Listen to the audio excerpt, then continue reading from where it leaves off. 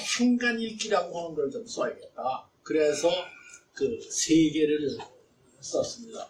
하나는 위진남북조 시대를 위한 변명. 이 책은 지금 책이 떨어지고, 지난번에 어디 방송을 보니까 어느 녀석이 내 책을 갖다 놓고 방송에서 읽어주고 있어요.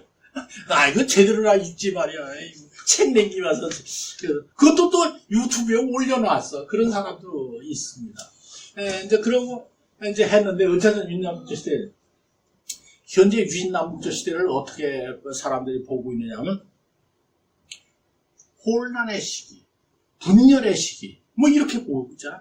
위진남북조 시대에 요 북쪽에서 그냥 선비족들이 막 내려오고, 거기서 나라가 16개의 나라가 막 쏘게, 이거 골치 아파.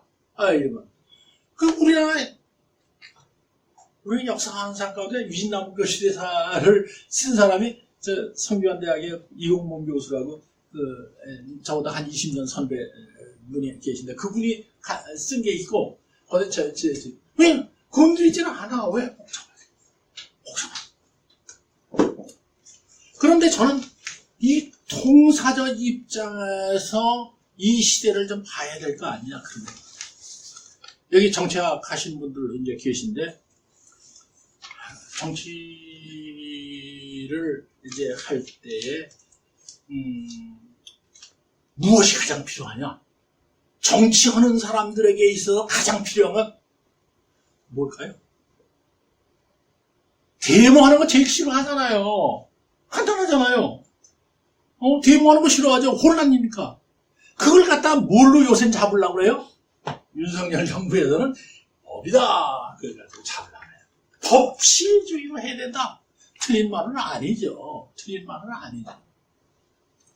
근데 이 법을 만들어 놓고 그거대로 사람들은 이 법대로 따라가라. 그럼 질서가 쫙 잡혀서 통치하기가 굉장히 편리하고 쉽습니다. 그것이 진시황의 법치주의. 그런데 이 법치라고 하는 게요, 굉장히 돈이 많이 들어가는 정치입니다. 그건 맞습니까? 정치하시는 분 정치학 하시는 분 좀 대답을 해줘. 법치라고 하는 것이 굉장히 돈이 많이 들어가는 그 정치입니다. 왜? 교통경찰을 세워놓고, 줄을 하나 그어놓고, 요거 건너가면 너 위반이야, 딱지 3만원. 여기다 주차 잘못해서 너 10만원 벌금 매겨야 돼. 가만히 두는데 가서 누가, 나 위반했으니까 돈 내고 있는 사람 있습니까? 가서 경찰관이 가서 서 있든지, CCTV가 있든지, 뭐가 있든지 하여간 그걸 촉발해내야 된단 말이에요. 돈이 많이 들죠.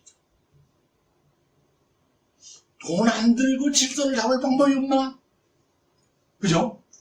역사하는 사람, 정치하는 사람은 거기서 머릿속에 있는. 그게 뭘까요? 그것이 사상적 통일을 가지고, 그게 동양사회에서는 유학입니다. 유학은 어떤 건가요? 이론적으로 이것은 계급을 공식적으로 인정하는 이론이죠. 공자님 말씀하셨잖아요. 뭐라고 말씀하셨어요? 사람은 나면서부터 생이지지가 있다. 나면서부터 다 아는 생이지지가 있다. 그 다음에 그 정도는 못됐지만은 그저 열심히 공부하면 아는 사람이 있다. 학이지지가 있다. 그 다음에 그보다 더 못한 사람은 뭐냐? 권위지지다. 얘기해서 인간을 벌써 세 개의 계층으로 나누는 겁니다. 계층이라고 하는 것은 뭐가 하냐면 질서를 잡는데 아주 중요하죠. 예? 그래서 공자는 무슨 얘기했습니까? 향당에 가면 나이가 제일이고, 어디 가면 학렬이 제일이고, 어디 가면 관직이 제일이고, 이렇게 딱 나누지 않습니까? 어떻게? 관직, 있는 사람들까지 모일 때 계급 높은 사람이 맨 위에고, 그 뒤에 쫙 질서가 잡히는 거죠. 이렇게 질서 없는데 가면, 나이 먹은 사람이 내가 하고, 나이 먹은 순서대로 질서 잡아라. 그거 아닙니까? 그러니까, 처음부터 질서를 잡는 거예요. 그것이 사람들이, 그래, 맞아. 그 그자 사람들 많이 모인 데서 나이 먹는 사람은 존대해줘야 되고 관직이 있는 데는 높은 사람한테 가서 급신거려야 되고 내가 더 잘났어도 그죠? 그리고 뭐 집안에 가면 뭐 학렬이 뭐 어쩌고 뭐 이렇게 하면 질서가 잡히죠. 그것이 그러한 것을 마음속으로 받아들인다면 어떻게 됩니까? 정치연합 황제는 먹구땡이죠. 그렇지 않습니까? 떡 내가 제일 높은 자리에 관직에 제일 높은 자리에 있어요. 나머지 조자자자자 순서대로 쫙 해서 피라미드 같이 쫙 얼마나 좋지. 그럼 뭘 해야 돼요? 뭘 해야 된다? 법으로 하려니까 돈이 많이 드니까 법은 조금만 사용하고 요 말하면 도덕이라고 말을 붙이죠. 그냥 도덕을 붙여가지고 이 유학을 권력 속으로 끌어야 돼요. 이런 얘기하는 사람은 유학하는 사람도 다 그 권력 속으로 끌어들여야 돼요. 그래서 권력과 결부되지 않은 사상이라는 것은 힘을 못 씁니다. 서양의 기독교는 어떻습니까? 서양의 기독교도 마찬가지로 권력과 결부했을 때 313년에 공인되면서부터 기독교가 서양을 휩쓰는 거 아니에요. 그 권력과 결부하지 않으면 됩니까? 그러니까 그걸 갖다가 우린 종교니까 권력과는 전혀 상관없다고 강변하라 들으면 안 되는 거죠. 그건 권력과 결부. 그러니까 유학이 말하면 이제 전환시대, 무대시대부터 뭐냐면 이른바 동중서라고 하는 사람에 의해서 이것이 이론화되고 이거에 의해서 하고 이것을 교육시키자 학교를 만들고 뭐해서 이거를 공부한 사람은 이제 취직을 시켜주고 관리 등용 하다못해 어떤 게 있는지를 아십니까? 제도 정책적으로 관료를 등용. 옛날에 관료가 제일 높잖아요. 관료를 등용하는데 집안에서 효심이 아주 극진한 사람을 한 군에서 2명씩을 뽑아 올려라. 그 사람 내가 관직을 주마. 관리가 하는 일이 효도하는 겁니까? 행정하는 겁니까? 말도 안 되는 논리죠. 그런데 그렇게 하면 내가 관리가 되고 싶어? 근데 실력은 모자라? 그럼 효도라도 열심히 해야지. 그 경쟁이 맞붙죠? 한 마을에 10집 있으면 10집 다 경쟁하는 거예요. 그것이 정책적으로 그렇게 돌아가는 거예요. 그래서 유학이라고 하는 것을 우리가 좋게 생각을 하는데 이것은 권력과의 결부에 의해서 이제 되는 거예요. 그러면 이것은 속박이라고 저는 속박이라고 하는 단어를 씁니다. 사람을 속박하는 것이다. 근데 그 권력의 중심점이 말하면 좀 흐트러지면은 인간의 본성으로서의 자유의식이 탄생하죠. 내 마음대로 해야지 무슨 맨날 말이야 무슨 나보다 못한 삼촌이라고 와서 내가 절을 해야 돼? 그럴 수도 있고 얼마든지 그런 자유의식이 있었거든요. 이 자유의식이 어떻게 터지느냐 하면은 그건 국가의 중앙 권력이 약화됐을 때 나타나는 현상이에요. 그럼 언제 나타나느냐? 북쪽에서 중원지역으로 이른바 5호라고 하는 흉노라든가 흉하 저족, 강족 등등 막 해서 선비족 해서 오기 쫙 내려오니까 중앙정부가 권력을 장악할 수 없고 중앙 권력 없으면 이제 거기에서 이른바 자유의지 같은 것들이 나와요. 그러면 사상적으로도 이제 중국에서 불교가 들어오고 불교의 자유주의 사상이라면 그래가지고 이제 위진남북조 시대에 그야말로 별 어느 정도 나오느냐?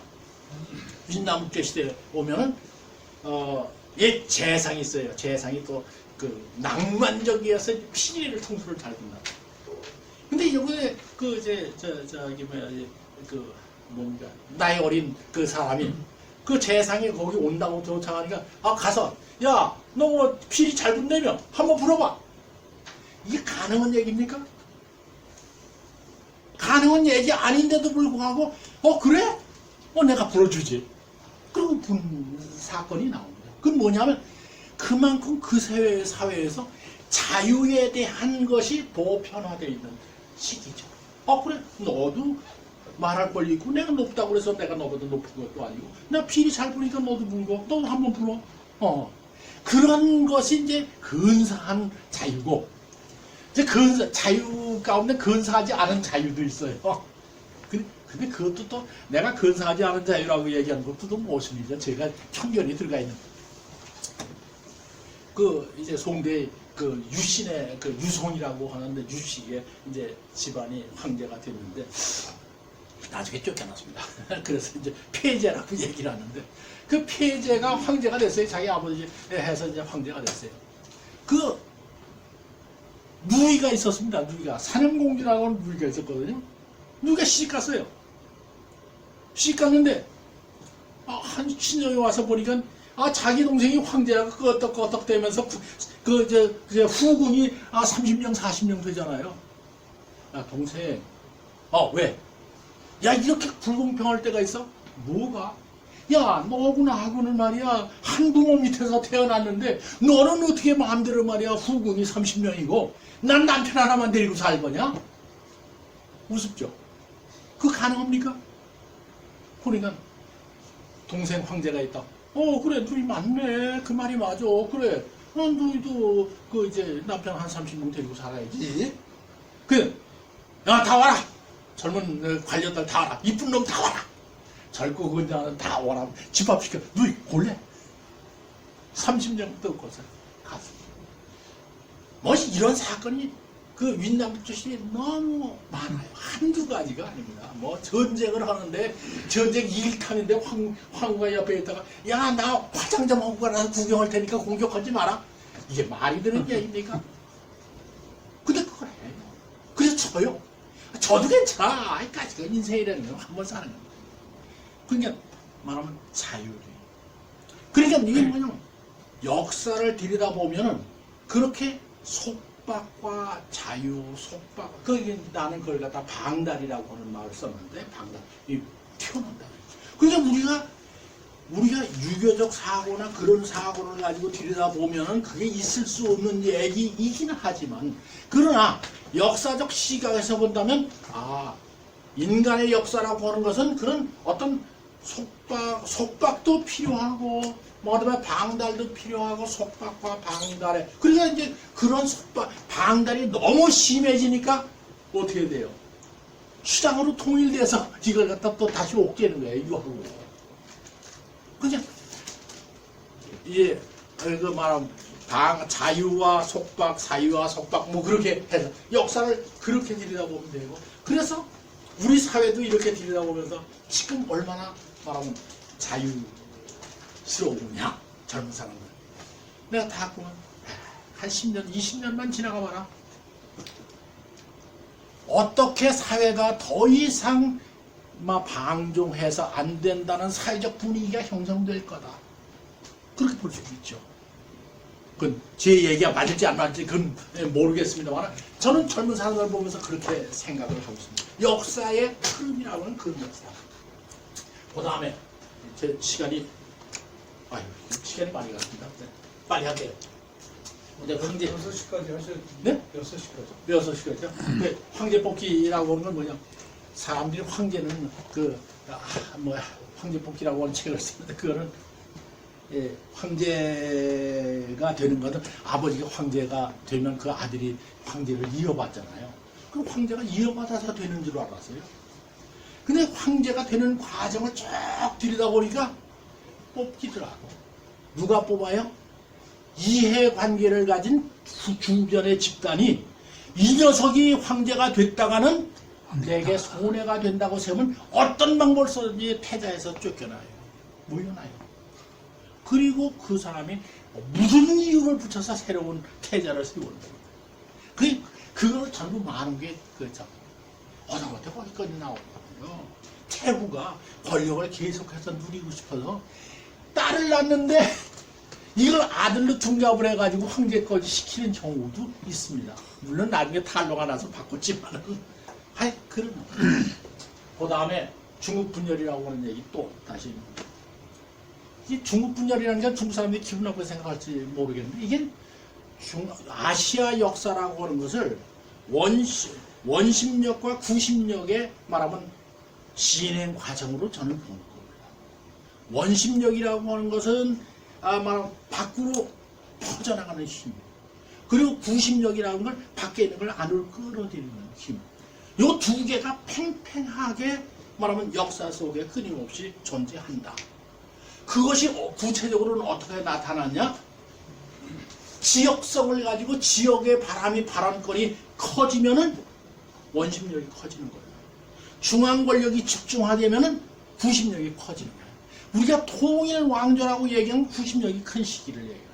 구심력이 큰 시기인데 이것이 언제 지나가면 그것이 또 원심력에서 지방에서 막 반란도 일어나고 그냥 뭐 중앙 말을 안 듣고 그러죠. 그 당나라, 예를 들어서 당나라가 이제 한나라는 마찬가지고, 그것이 춘추 전국시대에 7개 전국 칠흥의 7개의 그 나라들이 서로 경쟁하는 것과 똑같은 체제가 끊임없이 나타나요. 중원지역이 7개로 나눠진 게 전국시대 칠흥이잖아요. 그것이 똑같게 나타나요. 다만 형태만 다른 건데 그것이 반란의 형태로 나타나는지 뭐가 나타나는지 그렇게 말하면 이제 원심력이 나타나고. 그러면 당나라 때 우리가 290년간이에요. 918년에 가서 해서 960년에 망하니까 290년, 80년이 되는데, 우리는 어떻게 하면 당나라 이제 이연희가 618년에 당나라 세우면 그때부터 당나라가 완전히 말한 구심점을 가지고 통일한 걸로 착각하고 있어요. 아직도 주변에 말하면 그 이연의 손아귀에 들어오지 않은 세력이 지방에 너무 많아서 그것을 통일하자면 잡으려면 한 30년 더 걸립니다. 그리고 그 다음에 이제 그 구심력이 돼서 이제 쫙하다가 이것이 언제 깨지냐면 알록산 사사명에 나니 이제 이른바 북경 중심에서 이제 장안으로 쳐들어가고 그러는 그것이 755년. 저 연도 잘해줘. 755년. 755년에 일어난 날부터 당나라 중앙정부가 이걸 막을 수가 없으니까, 야, 너희 지방에서 있는 대로 힘내서 너희들 그냥 제주권 이거 좀 막아줘. 그거예요. 그 사람들한테 그냥 막아주는데 그 사람들 그냥 둡니까? 중앙정부에서 뭐 줘야지? 철도 사주는 거예요. 너 권력도 주고 군사권도 주고 세금 걷는 권한도 주고 그렇게. 그래가지고 명목서는 중앙정부에서 절도사라는 관직을 받지만 실제로는 반독립 70% 독립된 상태로 이것이 5, 60개가 나타나서 그 알록산 사사명에 나는 그 사람은 개인적으로는 죽었지만은 그 이후에 5, 60개의 말하면 지방정권이 탄생합니다. 그것이 다시 150년 정도 지나가면 이제 5대로 되는 거예요. 그러면 당나라 우리는 당나라 명칭을 가지고 있으니까 이게 290년 당나라가 통일왕조다 이렇게 생각을 하겠지만은 따지고 보면 구심력에서 당이 중앙집권적 행사를 한 때는 150년이 안 된다. 나머지는 지방 세력, 중앙의 권력이 미치지 못하는 그런 상태로 들어가고, 그것이 이제 50개가 다시 통일되면 5대 식국이 나오는 거예요. 그게 송대 나오고, 하여간 그렇게 되는 게 이제 이른바 중국분열이라. 이제 중국분열이라는 건 그런 원심력과 구심력을 우리가 명확히 좀 보자. 이제 그런 자치통합을 보면서 제가 그 다음에 아직 이제 지금 속자치통합을 하고 있느라고 못했는데, 아시아의 역사는 어떤 역사냐? 그것은 북방 세력의 남하의 역사다 이렇게 보고 있습니다. 저는 북방 세력의 남하의 역사지 한족 중심의 역사가 아니다라고 하는 얘기를 이제 쓰고 싶은데 지금 시간이 없습니다. 이제 뭐 하면 이쪽 그 작업 다 마시면 이제 한번 써야죠. 네, 이제 그렇습니다. 하여간 그런데 빨리 끝냈습니다. 오늘 끝내겠습니다. 30분 남았는데. 자치통합을 이용한 사람들 그렇게 했는데, 지난번에 어떤 블로그를 보니까 어떤 사람인지 모르겠어요. 자치통합을 읽어야 돼. 그 사람도 열심히야. 그러더니 뭐 정주영이가 그렇게 무식해도 자치통감을 읽고서 뭐 어떻게 하고 뭐 그런 얘기를 썼어요. 그래서 이 사람 나와도 안 돼. 그런데 우리 역사적으로 보면은 자치통감이라고 하는 것은 쿠빌라이, 자치통은 이제 송대에 쓰여진 책이지만 쿠빌라이는 원나라, 중국을 먹은 원나라의 그 이제 세종. 근데 이 사람이 그 이제 자료를 이렇게 보면 중국을 먹으러 가서 중국의 관료들 가운데 자치통감을 아는 사람들을 보거든요. 그래서 항상 그 장막에서 그걸 갖다 강의를 들었다는 거예요. 그것도 그 다음에 조금 더 지나가서는 이걸 몽고 사람들에게 가르치자. 그래서 몽골어로 번역을 해라. 그렇게 번역을 시키고 있습니다. 그래서 내가 논문에 그걸 썼더니 몽골대학 교수가 나한테 전화해서 선생님 그건 있습니까? 그래서 그 사실 현문은 못 보고 난 그렇다는 기록만 알고. 쿠빌라이가 말하면 이 중원 지역을 차지하는 그런 원동력이랄까 그런 지혜가 결국 저 속에서 나온 거 아니야. 뭐 그런 생각을 해볼 수 있어. 또 하나는 조선시대 세종 얘기를 가끔 요 책 이게 이제 이 책을 갖다가 어떻게 대중적으로 좀 쉽게 접근할 수 없을까 해서 아주 간편하게 쓰기. 그래서 이 첫 제목을 뭐라고 붙였냐 하면 종이 30만 권을 준비하라. 그렇게 타이틀을 붙였습니다. 첫 제목. 뭐냐? 세종이 자치통감을 이제 그때 이제 호삼성의 음주가 우리나라에 들어오진 않습니다. 들어오긴 들어왔는데 다 구하지 못해요. 그래가지고 호삼성 걸 구하라고 실록을 보면 막 애를 쓰고 그래요. 그런데 이걸 1년간 자기가 훈의를 쓰면서 명령을 내린다. 각도에. 종이 30만 권을 준비하라 이렇게. 종이 30만 권을 갖다가 이제 우리가 이게 294권이거든요. 그러면 그거하고 전부 인쇄할 수 있는 그 이제 천지를. 근데 그때 인쇄 기술이 나쁘니까 천지를 뭐 안 나와요.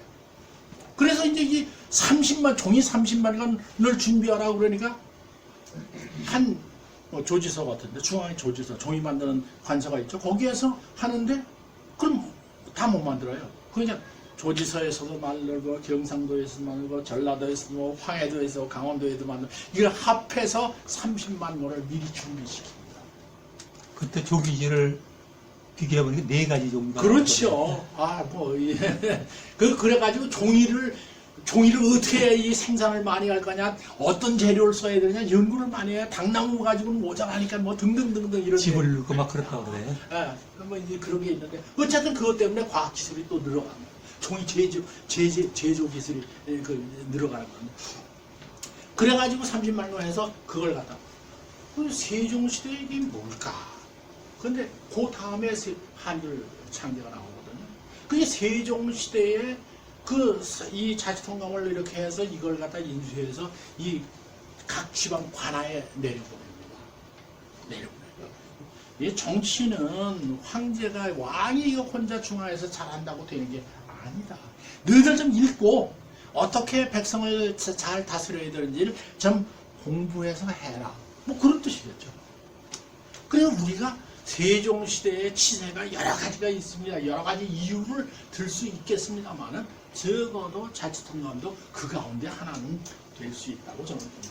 그 이후에 자치통감은 이제 우리가 이제 쭉 이렇게 됩니다. 그 다음에 이제 하고 이제 모태통의 얘기는 재밌어요. 장개석이하고 모태통이하고 저 서안에서 만났죠. 그때 이제 여기 담판하고 거기서 장개석이 모태통이 잡혀가지고 뭐 하다가 이제 거기서 담판하는데 재밌는 사안이 있어요. 이제 얘기인데 둘이서 이제 하다가 만나기로 하고 족전에 방 따로 해서 하는데 모태통도 자치통감을 읽을 수 있고 장개석도 자치통감을 들고 있더라고요. 이제 그런 얘기가 있습니다. 17번 읽었는데 이게 자치통감만 읽은 건 아니겠지만 하여간 이걸 갖다 피난 가면서도 이거 보따리 싸들고 됩니다. 적어도 큰 안목에서 말하면 이 경륜을 한다고 했을 때 그 밑에 내가 장난 좀 해본 겁니다. 그 밑에 지난번 부산에 갔더니 어느 분이 자치통감 한 세트를 사서 아, 선생님 오신 김에 한 자 써주세요. 그냥 이름만 써줄까? 예, 그랬더니, 아, 그래도 뭐 어떻게 한마디 써주세요. 그 벼랑을 그 자리에서 내가 자치통감에서 구세지자, 난세제치, 상하지통, 인생지감 이렇게 그 자리에서 해서 써냈더니 아, 좋다고. 예, 자치통감은 세상을 구하는 자유가 되고 난세를 다스리는 것이고 그다음에 아래 윗사람이 다 상통하는 거고 인생의 거울이다. 그래가지고 이제 저건 뭐 생각하지도 않은 거에 그 사람이 써달라고 그러는데 벼랑간에 앉아서 생각했어요. 아, 그래서 난세를 다스리는 것이고 그다음에 아래 윗사람이 다 상통하는 거고 인생의 거울이다. 그래가지고 이제 저건 뭐 생각하지도 않은 거에 그 사람이 써달라고 그러는데 벼랑간에 앉아서 생각했어요. 아, 그래서 이제 차츰 이제 통감학이라는 게 이렇게 많은 책들이 그 위에 나왔습니다. 그 많은 책을 다 설명할 건 아니고. 그래서 시간이 뭐 한 이제 40분 정도 되니까 이 정도엔 제가 그쳐야 혹시 선생님들 의견을 좀 들을 수 있을 것 같아서 이 정도로 제 얘기를 마치겠습니다.